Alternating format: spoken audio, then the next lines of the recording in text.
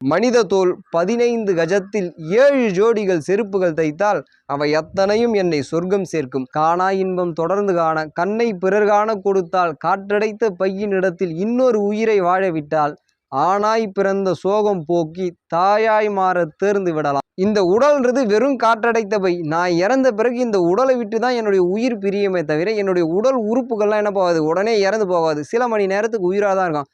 அதுக்குள்ளே என்னுடைய உடல் உறுப்புகள்லாம் உள்ளிருந்து எடுத்து உடல் உறுப்புகள் யாரெல்லாம் இல்லாமல் இருக்காங்களோ அவங்களுக்கு தானம் செய்கிறது மூலமாக நான் என்ன பண்ண முடியும், ஆனாய் பிறந்தவன் என்னுடைய சோகங்களை எல்லாமே போக்கி நான் தாயாய் மாற முடியும். நான் ஒரு அம்மாவாக மாற முடியும். எப்படின்னு பார்க்குறீங்களா, ஒரு அம்மா தானே ஒரு குழந்தையை பெற்றெடுப்பா, அந்த மாதிரி என்னுடைய உடல் உறுப்புகளால் இன்னொரு உயிரை நான் பெற்றெடுக்கிறேன். இந்த மாதிரி மிக மிக ஒரு உயர்வான கருத்துக்களை சொன்னவர் தான் டாக்டர் கமலஹாசன் சார் அவர்கள். ஆனால் திரையில் நடிக்கக்கூடிய நடிகர்கள் என்ன பண்ணுவாங்கன்னா, நடித்து முடித்த பிறகு தனக்கான முகமூடிகளை கழட்டி வச்சுட்டு அப்படியே போயிடுவாங்க.